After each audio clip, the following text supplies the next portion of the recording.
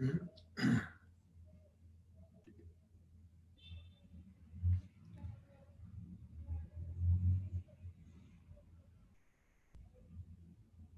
hello.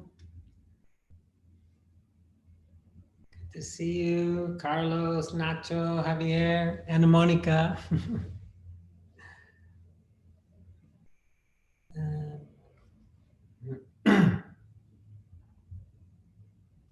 Jim, you're back in Spain. How did you know? Background. Thank you. How was Background noise or? No, I can't hear any background noise, but the tanka, tanka is the name? How do you call it? Yeah, Anka. Yeah. We've Welcome back. actually been many times at your house. Yeah.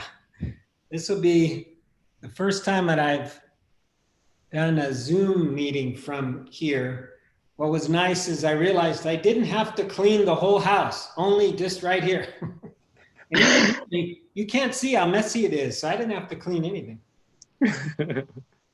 And with How was Monica your- not here, I can be as messy as I want.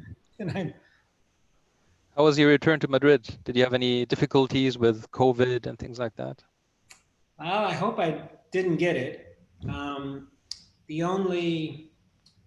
The challenge was at the very beginning.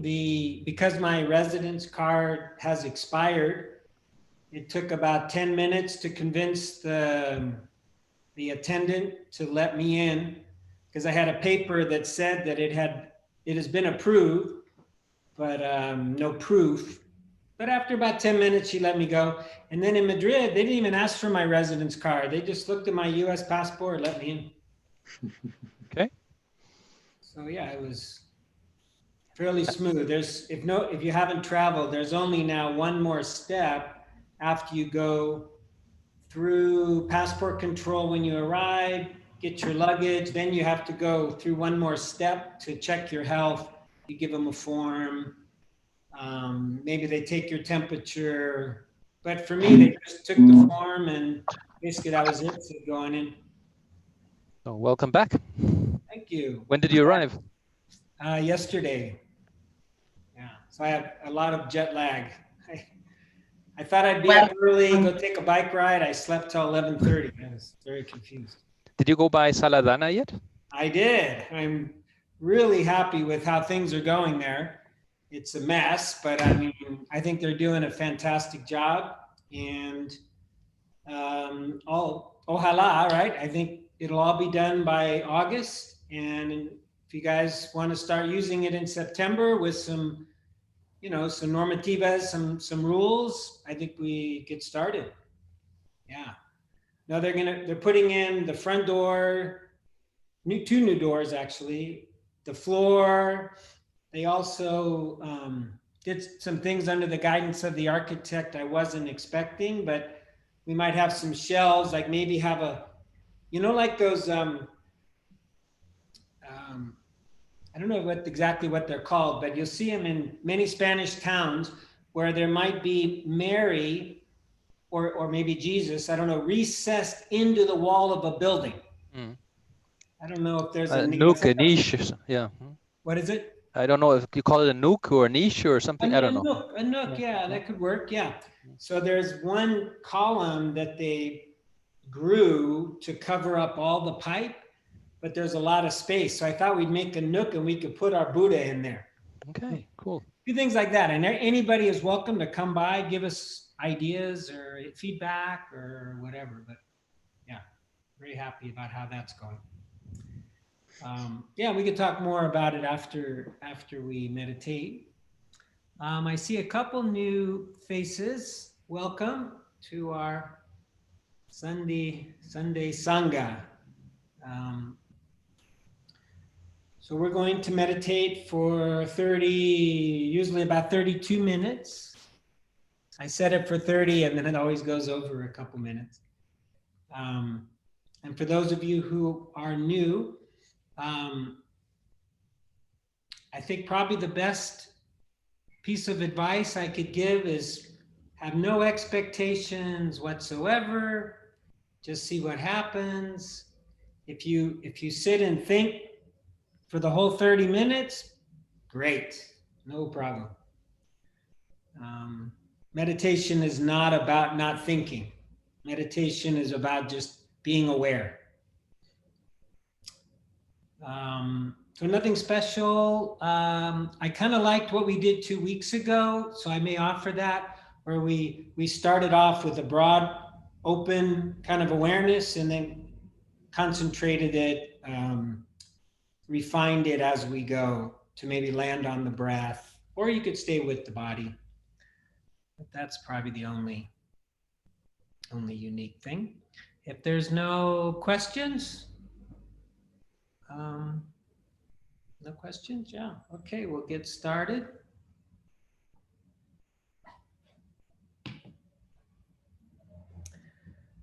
Hit the timer.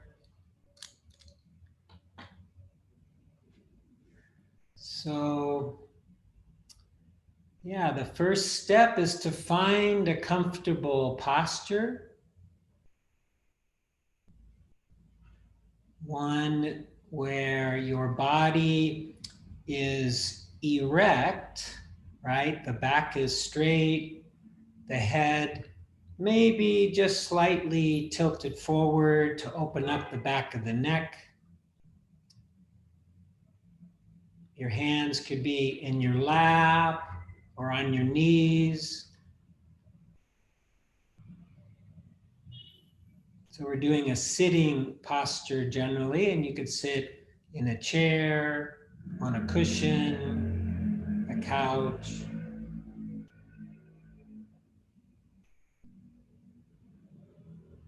And so from this posture, with this posture, let's arrive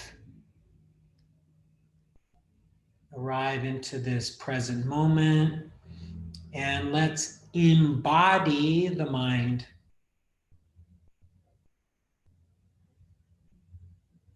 So bringing your attention, your awareness to the body, to the posture, finding your body.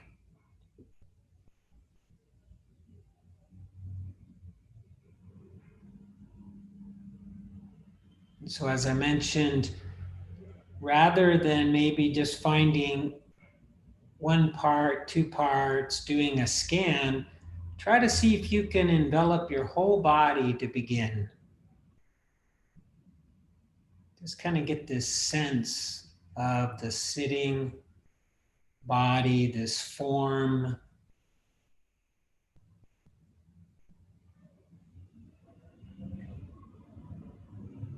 You might notice individual sensations here and there, all within the sphere of awareness.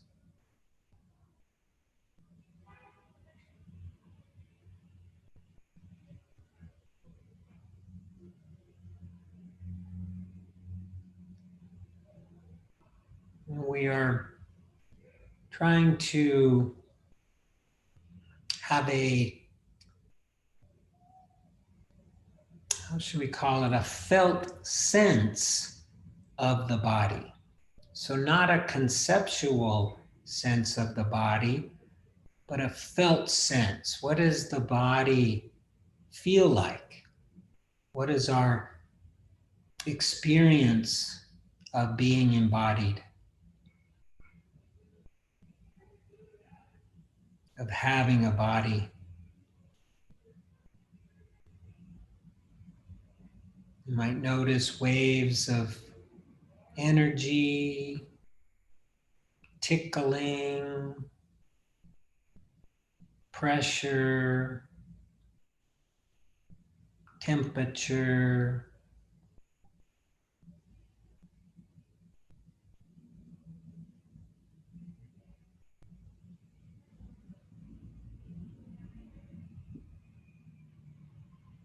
And you might notice thought. Maybe there's even some sticky thought there that's hard to let go of. No worries. Just try to feel the body as best you can.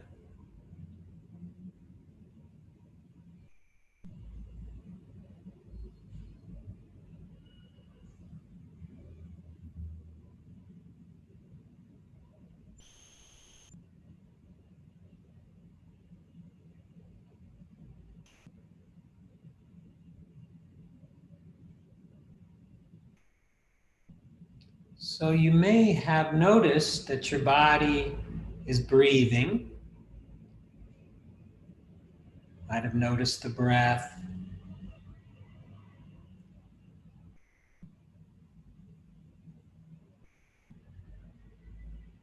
So for an anchor, for a home base to keep coming back to, once you notice your thinking, we often use the breath.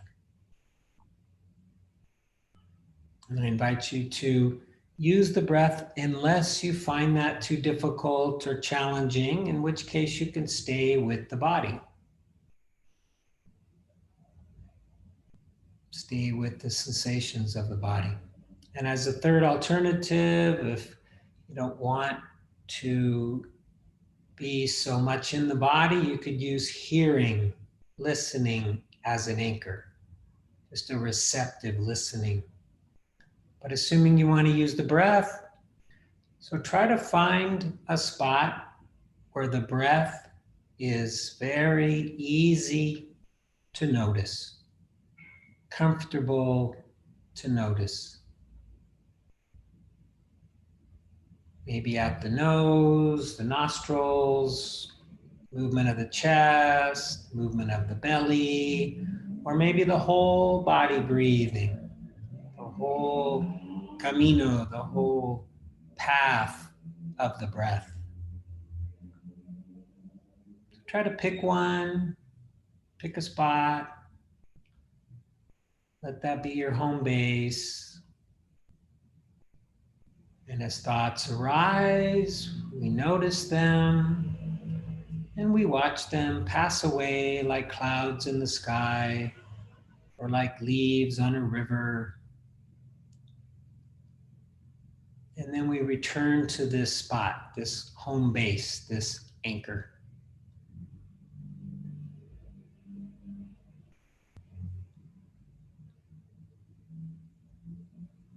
Very gently training the mind to keep coming back to the present moment. Keep coming back to the felt sense of being here right now.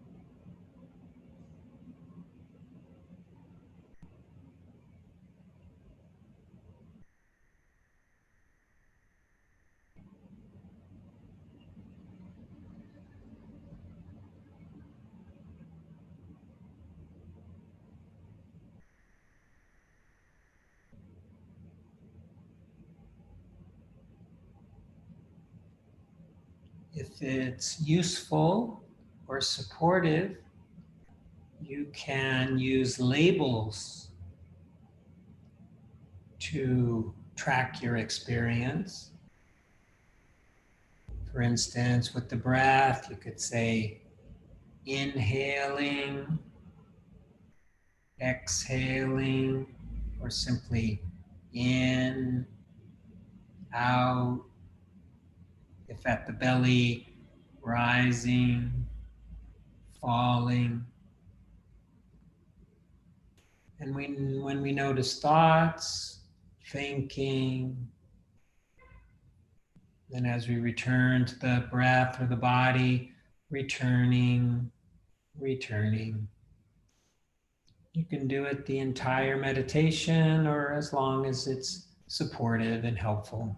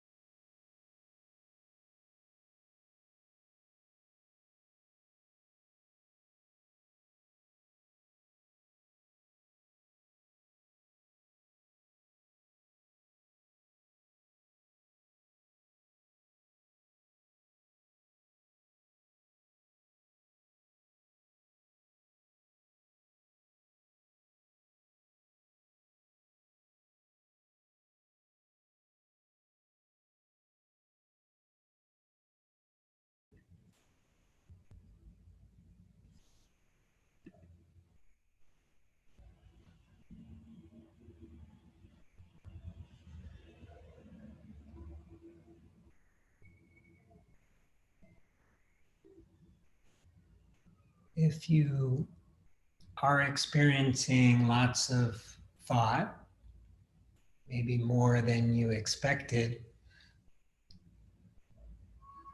you might try, and it's not saying this is a bad thing, but you might try reconnecting with the whole body. So if you're working with the breath, maybe let go of that and then just try to feel the whole body and see if you could identify any sensations, emotions, feelings that may be connected to this thought, to this thinking. And just feel whatever might be in the body. Just experience it as it is, and then notice what happens in the mind. Notice if the thoughts quiet a little bit, diminish, or not. Just an experiment.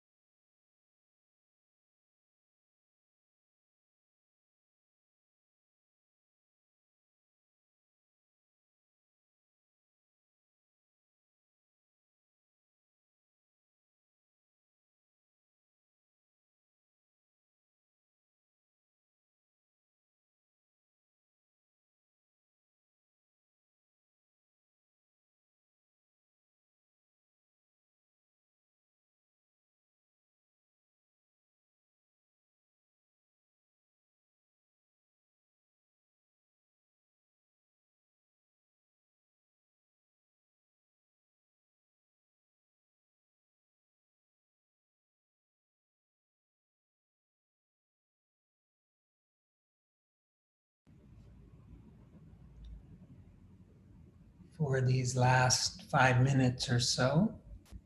If you'd like, you can try a more open awareness, one where your anchor is whatever the mind chooses, whatever draws your attention most clearly, most strongly. Just let that be your anchor until it passes and something new arises.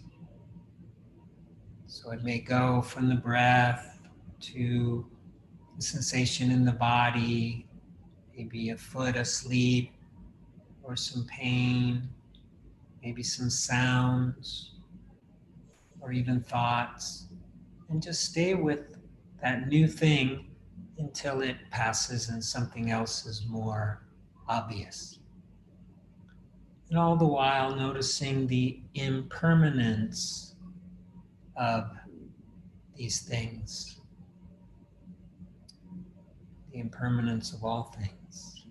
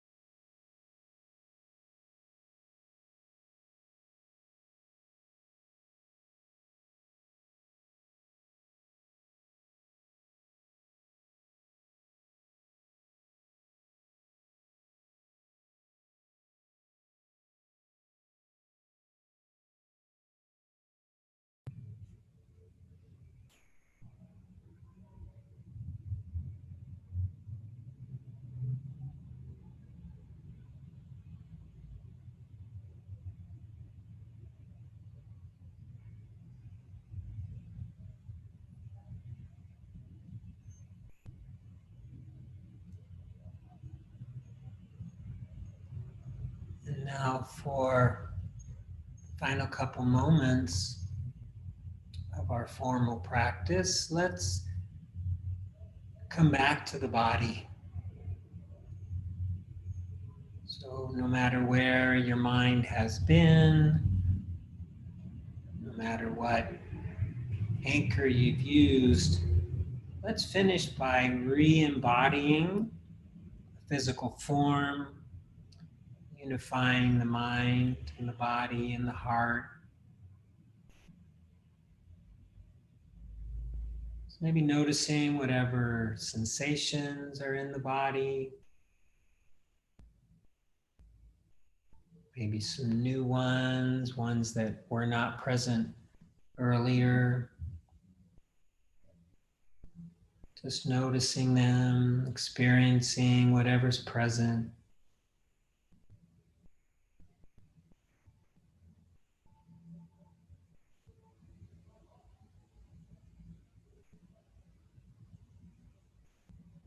All of life we experience through the body, but we get so caught up in our heads. Sometimes we forget. So just a reminder and a practice to get us back down into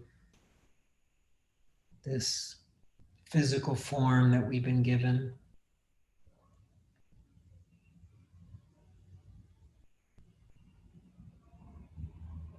And then maybe with your awareness, extending it a little bit beyond the physical form into the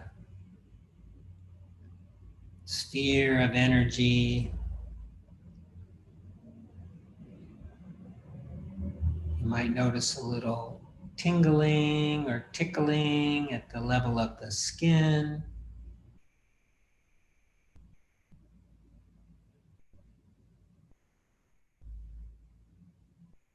Seeing if you can imagine holding yourself, bathing yourself in kind, loving awareness and this mindfulness.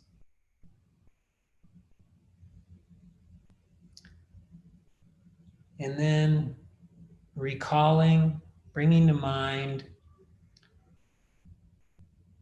that we practice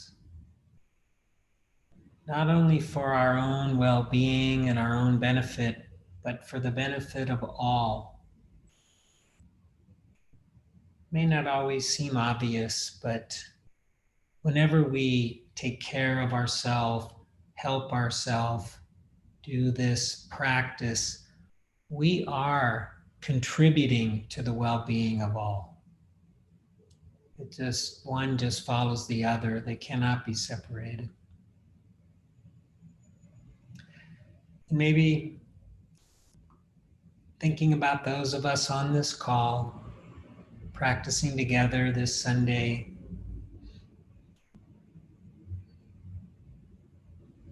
And when you hear the sound of the bell, just noticing what arises in the mind, in the body, in the heart.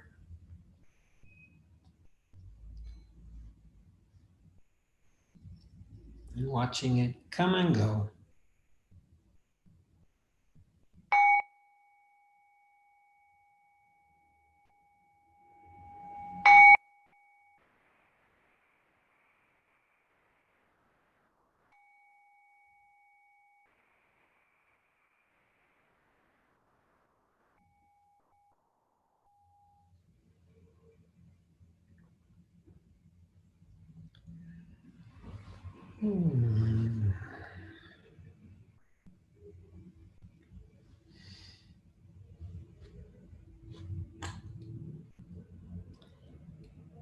Well, thank you very much.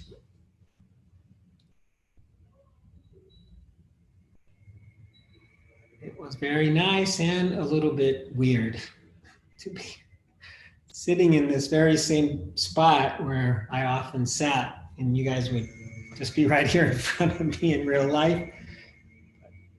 Instead, you're on a computer screen.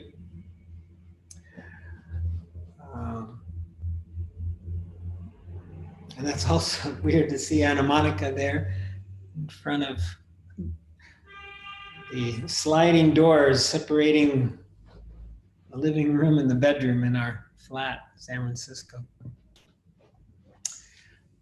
Well, I thought I would read a little bit from Zen Mind, Beginner's Mind, a book I highly recommend, probably one of the most popular, well-known, and highly published Buddhist meditation books that you can find. And to try to reacquaint myself with Spanish, I've been reading the Spanish version, which I like very much. I very much love how the Dharma reads in Spanish. It reminds me of a saying that somebody said, and I'm probably going to mess it up, but something about languages that something like German is a language for business, French a language for love, and Spanish a language for spirituality or religion or devotion. Speaking with God. Speaking with God, yes, thank you. And it just seems that way. But since our Sunday group is in English, I then go back and I read the English one too, make sure I understood it. And I thought I would share a little bit from it. I was even tempted to read this first part at the beginning of the meditation because it's quite interesting. It's about our thoughts and about practice. So he writes, and these were Dharma talks that I believe this monk, Suzuki Roshi, Japanese man who came to the United States and established the San Francisco Zen Center in the town where I'm from, the Tassajara Retreat Center in Big Sur, and other things, and is probably the most well-known in the West Zen teacher. Died in the 70s, I believe, maybe the 80s. Anyways, years ago. But he said, when you are practicing Zazen, so when you're practicing sitting meditation, do not try to stop your thinking. This is so contra to what we often think we're supposed to do in meditation, right? We think we're supposed to not think. So many people will say, I can't meditate because I can't stop thinking. But that's not true. And he says, do not try to stop your thinking. Let it stop by itself. If something comes into your mind, let it come in and let it go out. It will not stay long. When you try to stop your thinking, it means you are bothered by it. Right? And this is such a true statement. I was really, since I read this some weeks ago, I've really noticed in my practice how I will get a little bothered sometimes when there's thought. You know, I'm looking for those big, well, not so big. I'm looking for those spaces in between the thoughts. That's where I want to be. And I want to be in this blissful place of no thought. But what happens when we are bothered by the thought, we create tension. And what he calls it waves. I really like this way of putting it. He says, do not be bothered by anything. It appears as if something comes from outside your mind, but actually it is only the waves of your mind. And if you are not bothered by the waves, gradually they will become calmer and calmer. So it's sort of like a self-fulfilling prophecy where we can be bothered by our thinking, and then that bother will create these waves which will manifest in the form of more thinking. Right? We'll just create that we don't want. And he assures us in 5 or 10 minutes, or at most, in 5 or at most 10 minutes, your mind will be completely serene and calm. Now, this takes a little bit of trust that if we just let the thoughts be, that after 5 or 10 minutes, the mind will become serene and calm. Now, I was also noticing this in yoga. So before this session, I tried to do a yoga class online with a teacher I used to go to 10 years ago. And it's a very much of a power yoga, the vinyasa style of yoga, right? And my personality is definitely one to push. I'm pushy, right? Like this. And I used to think that if I just got strong enough, I could push my way through the tight parts of my body, right? I would become more flexible in the body by being stronger and just pushing my way through it. Well, I can tell you that this doesn't work, right? It's like the opposite. You build muscles, which builds tightness, that we also need to work on letting go so that we can have that flexibility.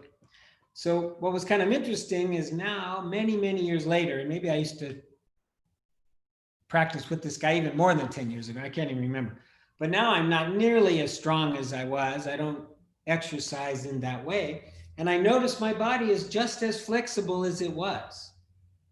I'm not very strong. I can only do a couple chaturangas, but I am much more, or at least as flexible. And I sort of saw it the same with the mind. For me, I keep thinking, I just push those thoughts away, then I'm going to have that serene calm that I'm looking for. But after I read this, I thought, okay, I'm just going to have some faith that if I just let the thoughts be, they will go away on their own. And guess what? They do. Others arise, but it was the most amazing feeling of just letting them go. Because it's like before, I'd let them go. That's how I would put it, let them go. But in a way, I would push them away. And I could feel it in the body. There would be a little more tension in the body. Just like in the yoga, when I do those chaturangas, you can't just be relaxed and do it, the push-up. You got to use some strength. And so the body tenses, right? Or even a downward dog for me. And the body would tense. So then I tried this method of just let them be. I'm going to allow them to be there as long as they want to be there, the thought. And then just let them kind of wander away on their own. And what I noticed was that my body felt so much more relaxed. It was really quite amazing.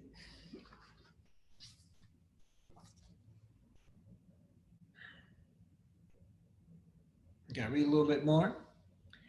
He says, it will take quite a long time before you find your calm, serene mind in your practice.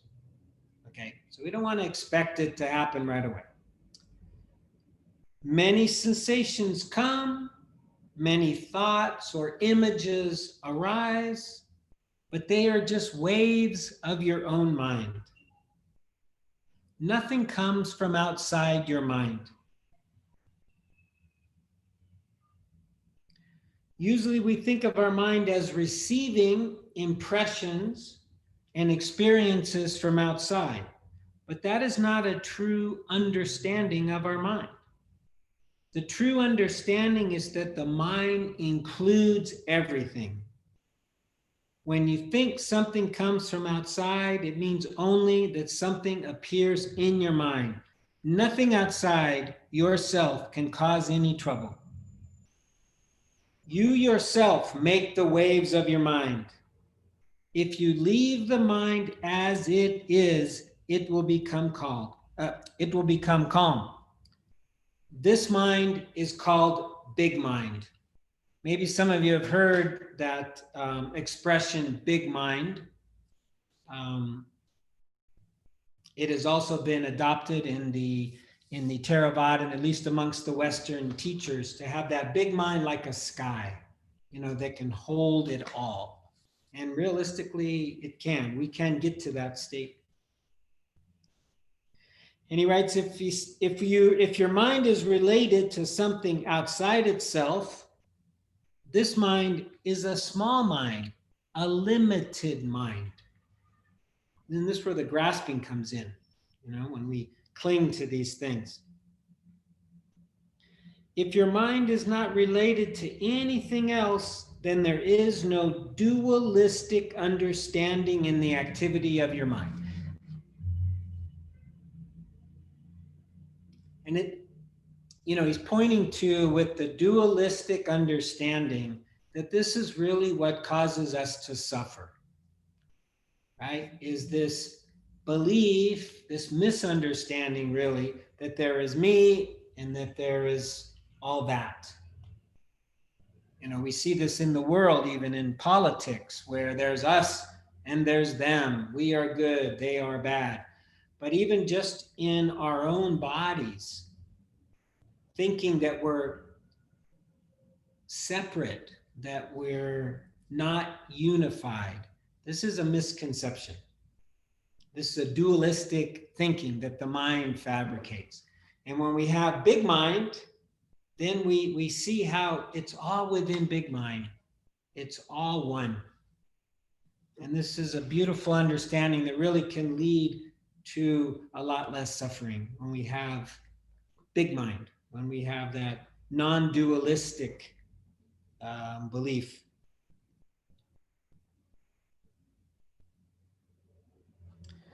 Let's see, I highlighted a couple things I liked.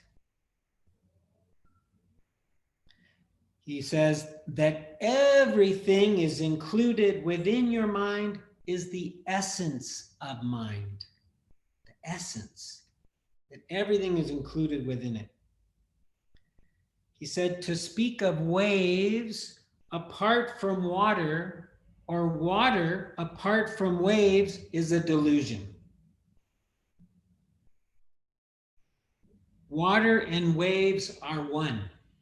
So even though our mind has these waves, it's still part of the mind, part of big mind. A big mind has thoughts.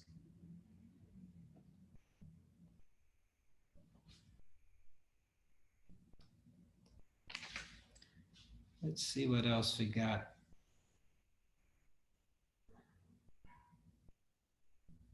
Okay, then so the next chapter, this chapter was called Mind Waves. And then the next chapter, I like the title of it's called Mind Weeds.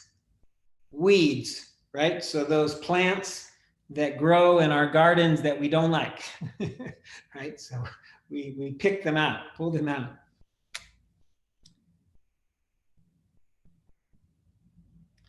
So he says, so we say, we human beings, right? We say, pulling out the weeds, we give nourishment to the plant.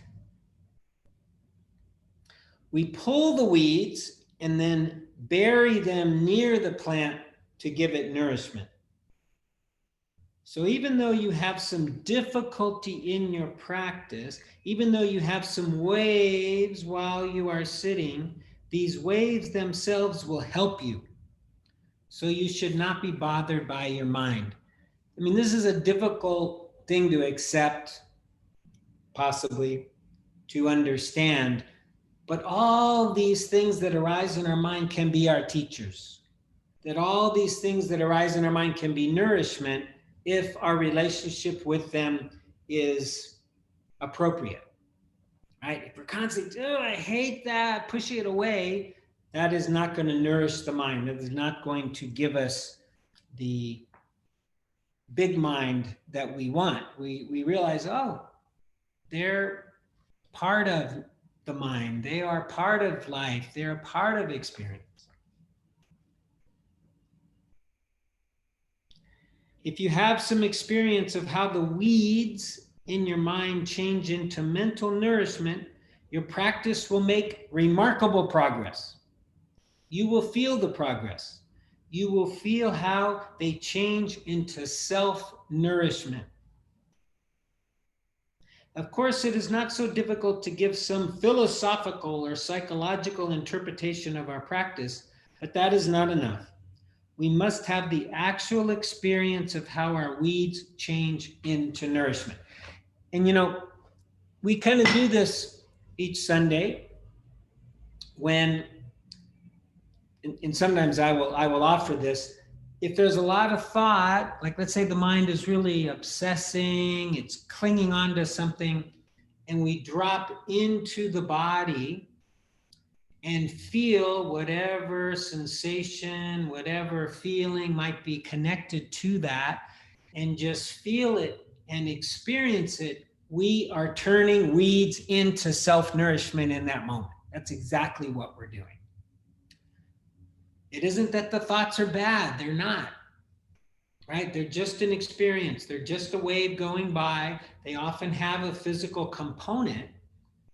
And then through our mindfulness, we can convert them into something useful in so many ways. I mean, not only does the mind become stronger in being the big mind, because we get stuck into little mind. That's a habit.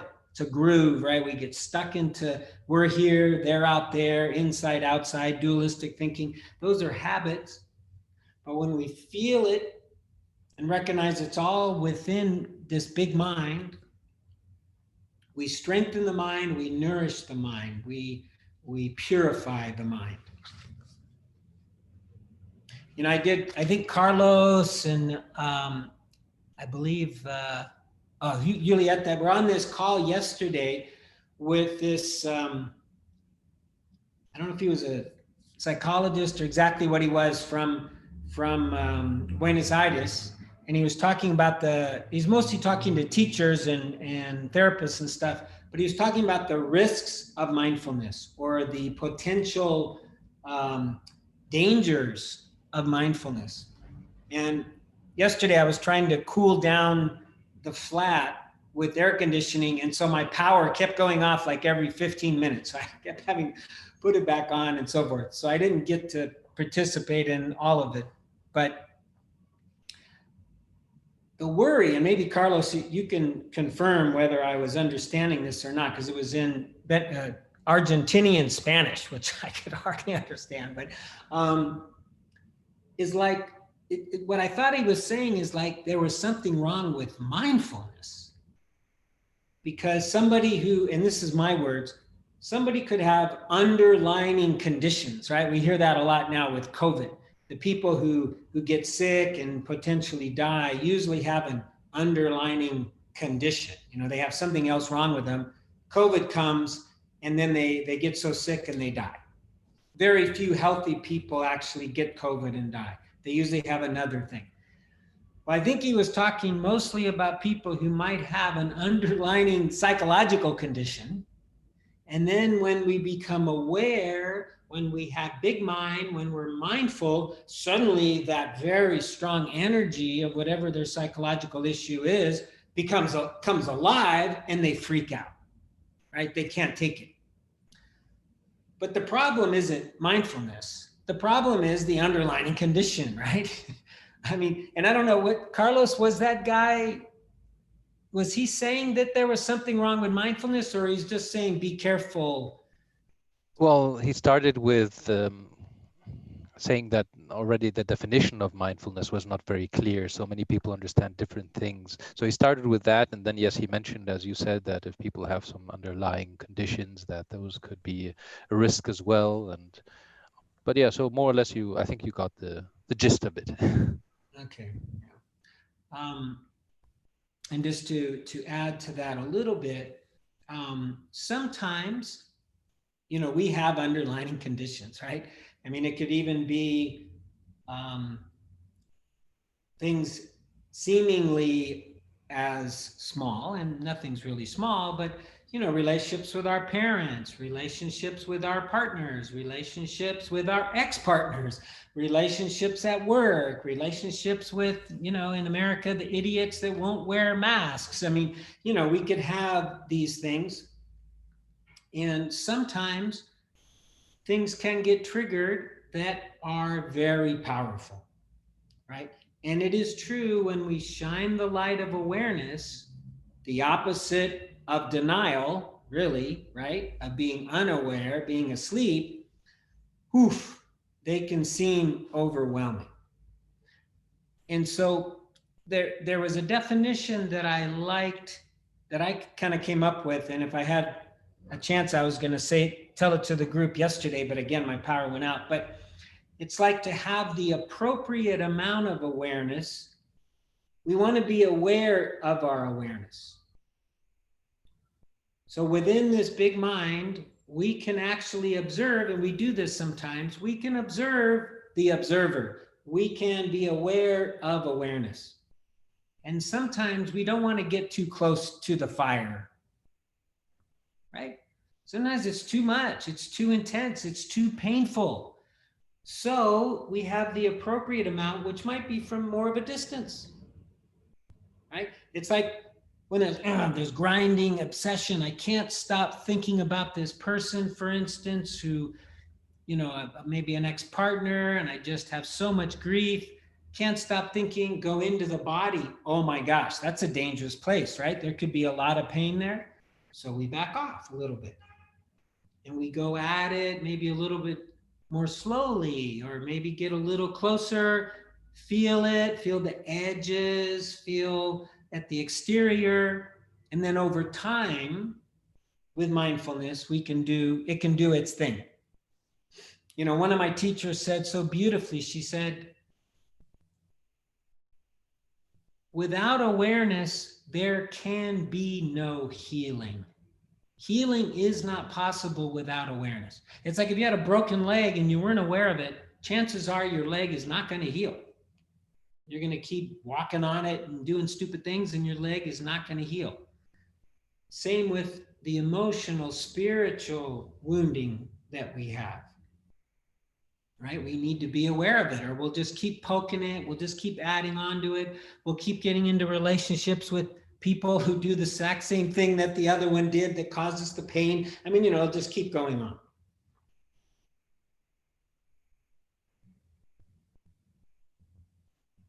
And sometimes we do need to be a little bit careful. We don't want to just dive right in when there's too much toxicity, when there's too much grief, too much trauma, right? See what time it is. Ooh, yeah, maybe on that happy note. Ooh, is that happy? I don't know. It didn't sound happy. Maybe I'll do one more sentence from Suzuki Roshi.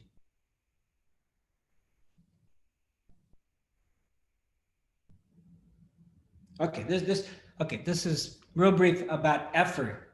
I like this because some of us,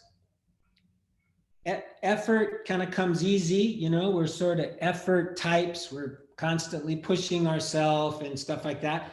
And for others, effort is a little more challenging. Maybe we have trouble getting off the couch or whatever.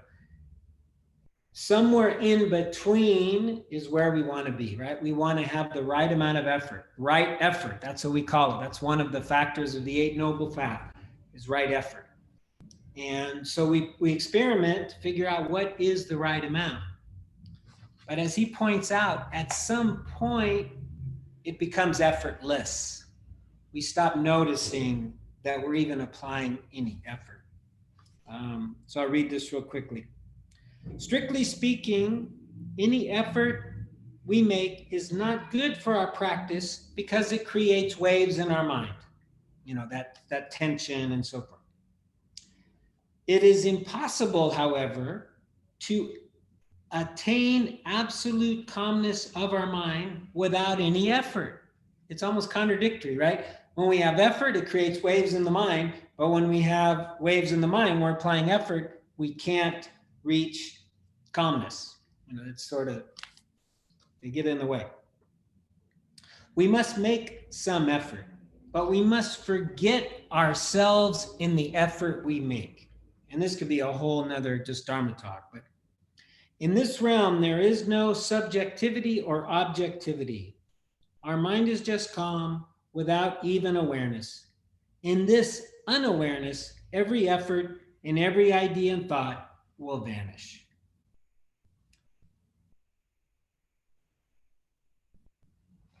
So I'll stop with that there. That might have been confusing, but hopefully it wasn't. Just that we want to kind of let go of ourselves, right? Because again, that's that dualistic belief.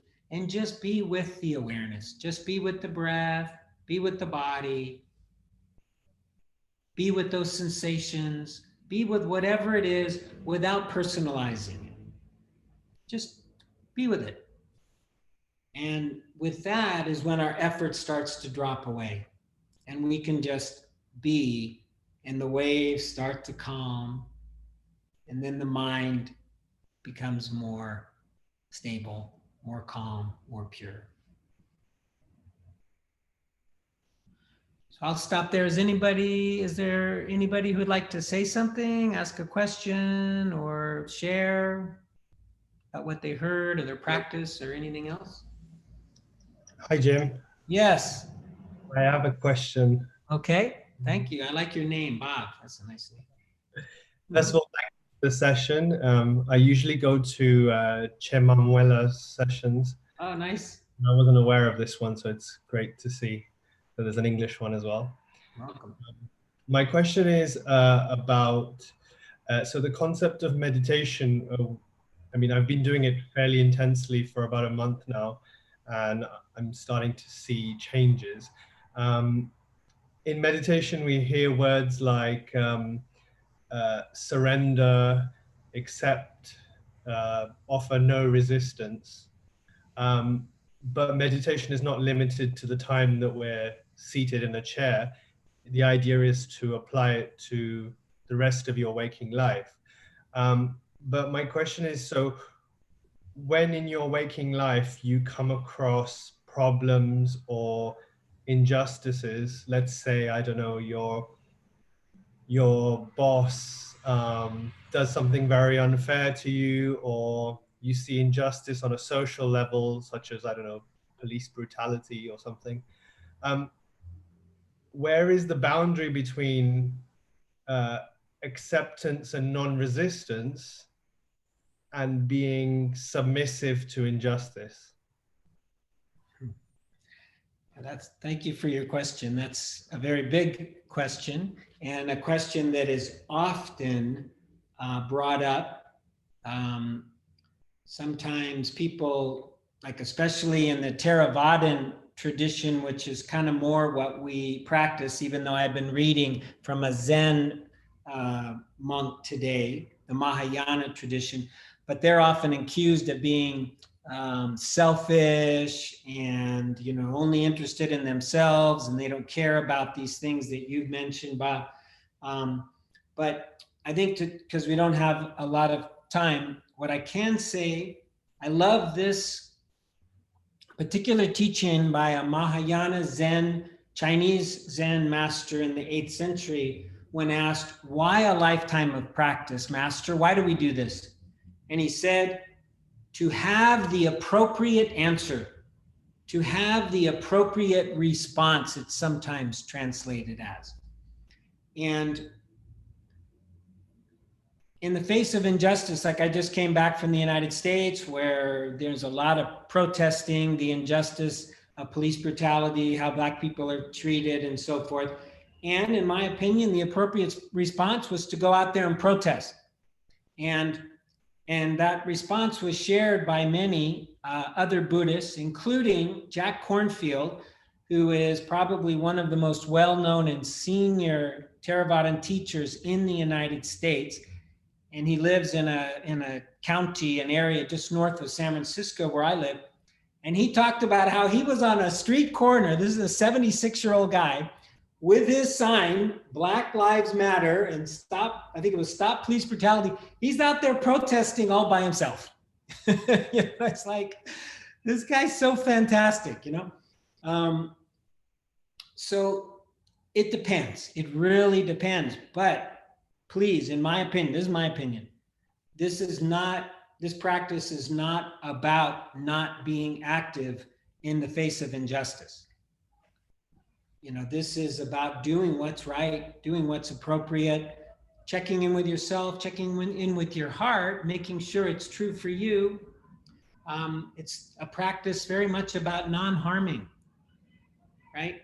And the Mahayana tradition is a little more active, you might say. The Zen practices, they have this concept of the bodhisattva that stays here and does not kind of accept nirvana in order to help others, in order to help others achieve the end of suffering.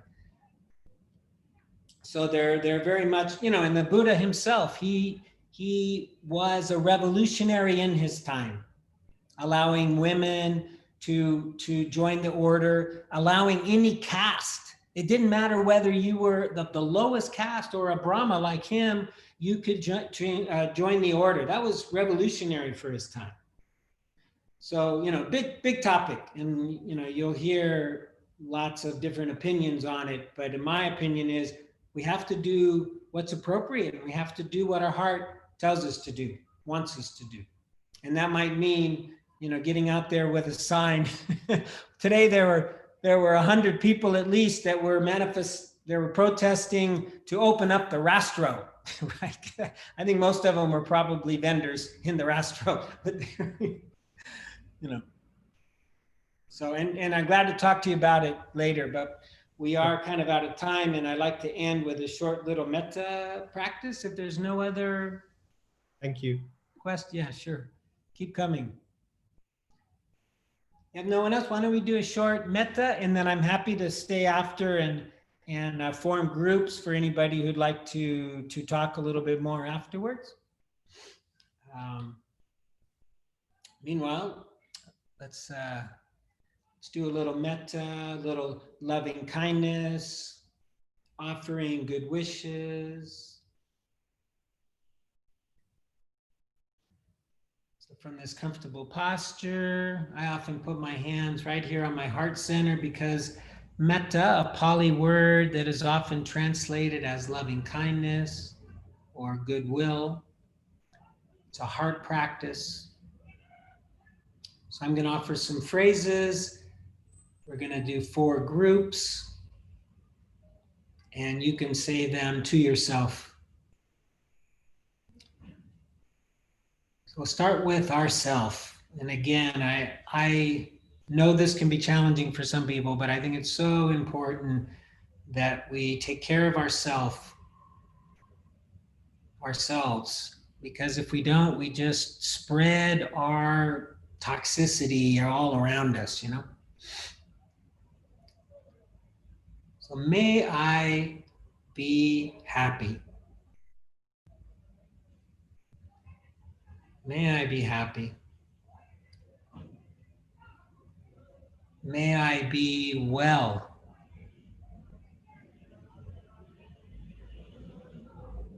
May I be safe. And may I live with ease.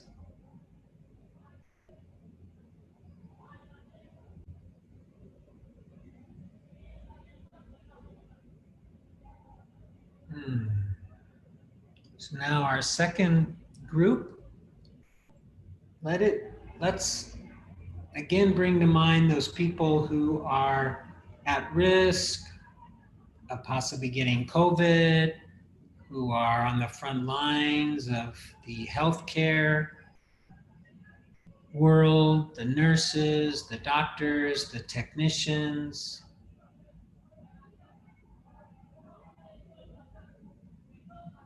Bring these people to mind and offer them well wishes. May they be happy. May they be well. May they be safe. May they live with ease.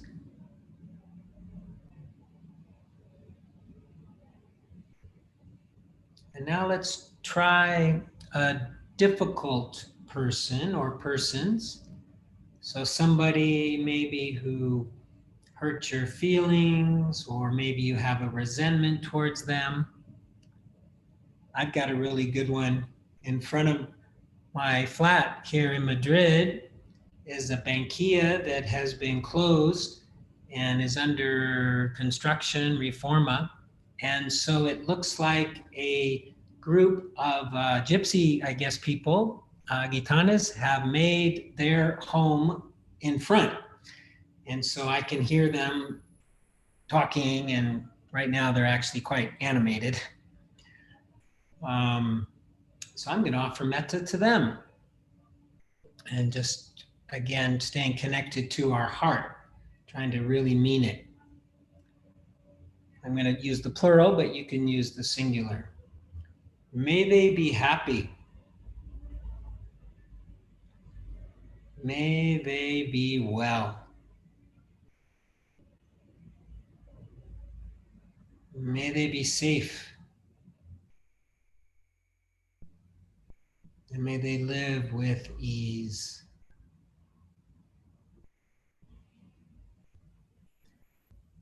And finally, all beings in all directions, without exceptions, those with 1,000 legs and no legs.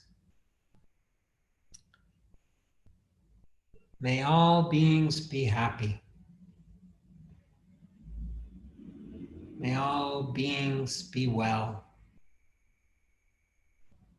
May all beings be safe. May all beings live with ease.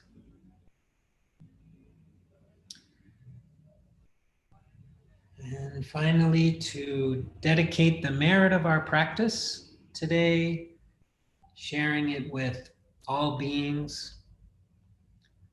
May all beings be happy.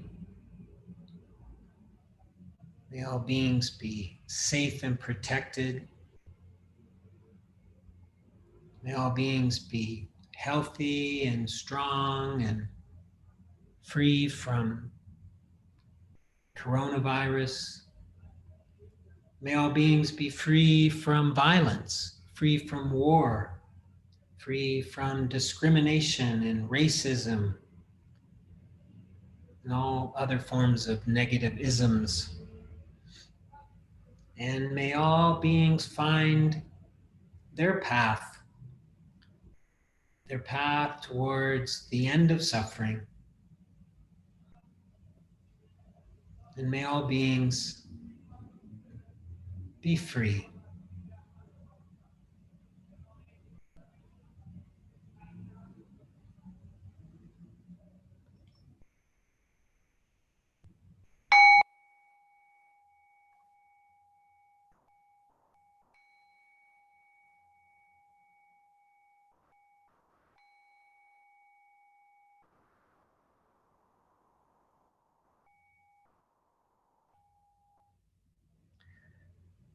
Well, thank you very much. So good to practice with you. Hopefully see you all in person sometime soon. I am thinking, because I totally get how a contained place, even one as large as Saladana, might be scary for some people. So I'm going to try to figure out how to do both. Maybe have a limit, 10, 15 people, in person, but then also bring in Zoom, bring in the live stream or whatever. I got to try to figure that out. But I can see people like it. Yeah, feel free to unmute yourself, and whoever is here after a minute or two, I'll set up small groups, and you guys could share with